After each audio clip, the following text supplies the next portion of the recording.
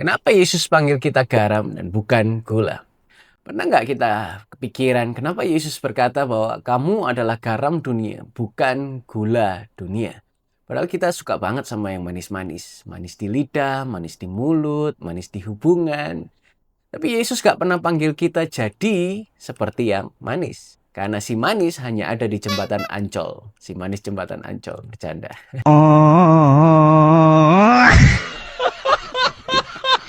Tapi Tuhan panggil kita untuk merubah rasa. Karena gula menyenangkan lidah, tapi garam merubah rasa. Poin yang pertama, garam mengawetkan, gula mempercepat pembusukan. Di zaman Yesus gak ada yang namanya kulkas. Orang pakai garam buat mengawetkan daging, ikan, banyak makanan diawetkan pakai garam. Supaya apa? Gak cepat busuk. Garam melindungi lauk dari pembusukan, tapi gula justru mempercepat pembusukan. Gula itu kasih makanan bakteri. Makanan yang sehat buat bakteri adalah gula. Makanya semut atau serangga langsung datang ke gula, tapi menjauh dari garam. Coba tuang garam, gula di tanah yang jejer, side by side, kemudian tunggu 10 menit, maka semut akan rame ngumpul di gula, tapi nggak ada yang mau nyentuh garam. Kadang hidup rohani kita juga seperti itu. Kita ingin disukai orang, pingin jadi yang paling manis, padahal Yesus nggak pernah panggil kita untuk disukai, tapi untuk mengawetkan kebenaran. Menegakkan kebenaran dengan apa? Anugerah Tuhan. Poin kedua, garam memurnikan, gula menarik segalanya. Garam itu bisa menyembuhkan luka, bisa membersihkan air, bisa membunuh bakteri, walaupun sakit ketika kena luka. Tapi justru ketika ada garam, itu tanda kalau sebentar lagi luka itu akan segera sembuh. Tapi gula malah menarik serangga, menarik kotoran. Nah, hari ini banyak orang Kristen ingin seperti gula. Ya, ingin diterima semua orang, tapi kehilangan kemampuan untuk memurnikan sekelilingnya. Pernah nggak merasa seperti itu?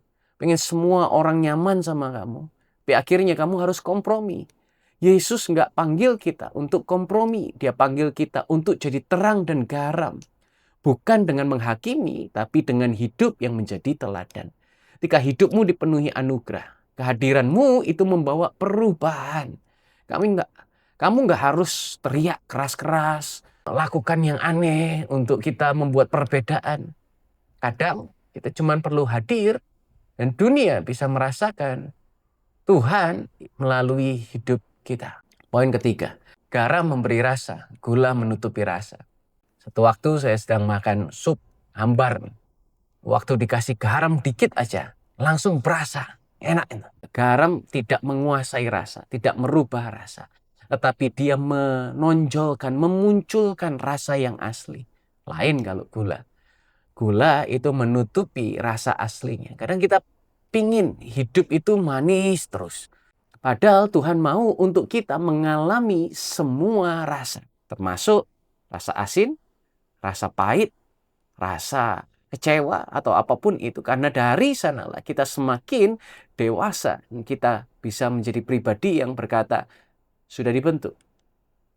Yesus berkata, jika garam kehilangan rasa asinnya, dengan apakah ia akan diasinkan kembali? Menarik.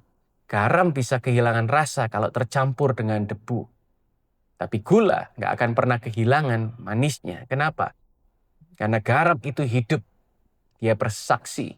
Dia bereaksi. Dia berubah. Dia bekerja. Dan kita pun demikian. Dipanggil Tuhan bukan untuk menjadi statis. Tapi dipanggil Tuhan untuk membuat dampak. Poin keempat, garam mengawetkan hasil tangkapan. Saya maksud jiwa-jiwa. Waktu Yesus berkata, ikutlah aku dan aku akan menjadikanmu penjala manusia. Dia sedang berkata tentang jiwa-jiwa.